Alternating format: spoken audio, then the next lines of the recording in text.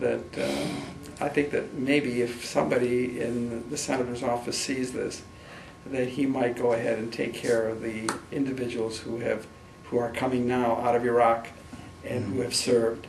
I never pass a man in uniform or a woman who I don't say thanks for your service, because I understand what that is, and the humiliation of coming back and not being able to pay for bills and so on.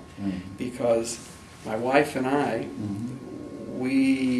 that was a big come down from being captain in the Air Force, and now we didn't have anything. I had just graduated from school, and we had a car, and together we made a life. And now it's 50 years later, and I'm here, and it's okay. Right. Okay. Every morning, and I give this for the boys, if they see it, I get up and I say, "Grant, O Lord, that I might ardently desire, prudently investigate, truly understand, and perfectly fulfill all that is pleasing to Thee." Now, if there is a God, I think there is, and if you please God and do the things that God would say is okay, I don't care which God, because I only think there's one, and it's all centered, then what else can you do? You live under that kind of a situation. I mean, you can't be the maturity that you are without feeling pretty good about life in all areas. And I know I fall in love with you, and you may have fallen in love with me. But the point is that we have to love each other, and we have to do what's right. Now, I don't know how, I wouldn't have changed my life at all. Okay. There isn't anything that, well, I left out a very important part of my life, because one of the greatest things that I did, I went to Cass High School here in town. Okay. And that was in 1946, 47. I played the French horn really very, very well. I was in the chemical metallurgical department because I was in science, but I also was in the music department, and I played in the orchestra and the band. And there was a time when I had to decide whether I was going to be a scientist or a doctor or a musician. And that period of time in Cass High School, that was an incredible, phenomenal school. It has changed, and it's not what it used to be. But the program that they had there was, I went to engineering school. I had taken mathematics, I had taken quadratics, I had taken science, I had taken chemistry, metallurgy. When I went to college, it was a review of courses. The school was great, and so that was a wonderful time for me. High school was memorable, and Korea was memorable, and then a school at Michigan was also memorable, and I enjoyed it all. Okay. All right, I think we covered quite a bit. And, quite a bit. Yeah. And I guess you just sort of answered one of my questions, which would have been, life lessons learned, from the military. But I think you kind of covered that in answering the prior question about, the military experience affecting your life. So, I can tell you something about that. Okay. It's a poem that I didn't write.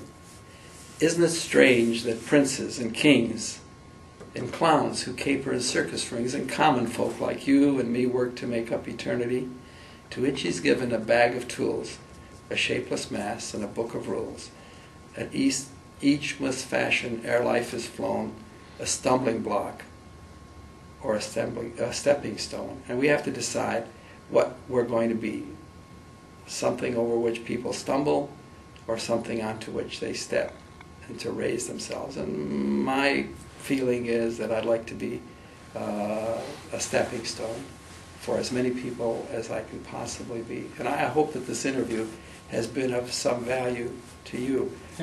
I could tell you a lot of stories where I did heroic things. The people that I know don't talk about those things. They talk about the service. They talk about the little things that I did. I didn't prepare for this. I just came out there. You've been very nice. You've been very delightful, and everybody. It's a very pleasant surroundings. I hope that I've served the purpose to which you had me come out. Yes, I it was. enjoyed it. I enjoyed remembering. And there is so much more that I'll be thinking about now, and as I walk out I'll say, boy, I should have said this and I should have said that. But it was unrehearsed and it was just ramblings. Well, that's the purpose of it. We just wanted to get your take on your military experience and how what affected your life, and you indicated that your love of country and duty and service. Amen. and what the country has meant for you. The military did for you. Obviously. Absolutely, the military is important. I think everybody should go in the military and spend some time. Churchill had a comment to make, and I like some of the things that he said. He had a way of saying things that were memorable.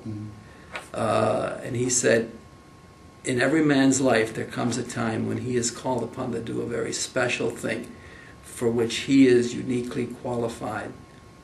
What a pity if that moment that could have been his finest hour finds him unprepared. And so if this is going to be of any value to anybody, I have been preparing all my life for that moment. It hasn't come yet. It could come shortly, but I think that we have to prepare because that moment is going to come, and if you are prepared, you'll recognize it. And we have many moments. This has been a moment, and if my wife sees this, I love you very much. God loves you very much. Everybody loves you. Nobody doesn't like Evelyn, and how she's been able to put up with me all these years, I don't know. But she's the best. Dr. Ursu, I want to thank you very much for participating.